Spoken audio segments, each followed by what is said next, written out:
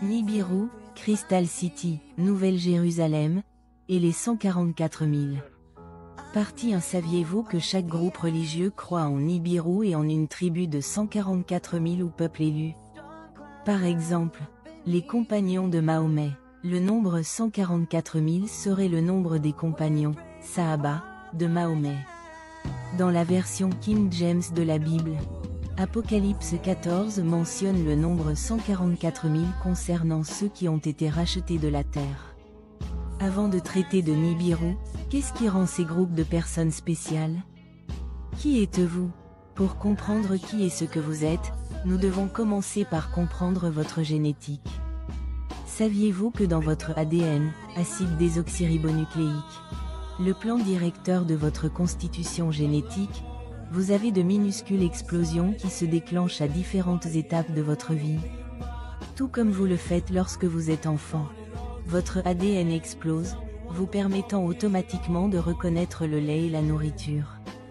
Comment un enfant sait-il qu'il doit se pencher vers le sein lorsqu'il est tenu d'une certaine manière?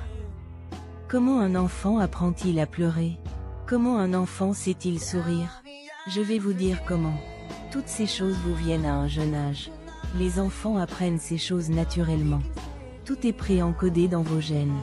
Vous êtes naturellement fasciné par les lumières et les flashs, les bruits de l'œil et les couleurs vives. Donc, si vous balancez des couleurs vives devant un enfant, il s'arrêtera et gravitera vers les couleurs vives. Si vous allumez une télévision, l'enfant préférera regarder les publicités, plutôt que le film qui n'attire peut-être plus son attention aussi vite que la publicité. L'Église a dit que nous sommes nés dans le péché. Vous êtes attirés par les paillettes. Il y a une certaine quantité d'investigation dans l'esprit. C'est pourquoi il est codé dans vos gènes de partir à un certain moment pour être fasciné par les paillettes. Il est codé dans vos gènes d'avoir une imagination vive. Ensuite, il est encodé dans vos gènes d'avoir une imagination vague. Pourquoi ai-je dit vive d'abord et vague ensuite? Parce qu'un enfant sait faire la différence entre le lait artificiel et le lait de sa mère. L'enfant reconnaît les goûts. Il est capable de prendre cette décision. Un enfant rejettera les produits synthétiques, artificiels. D'abord, l'enfant est vif.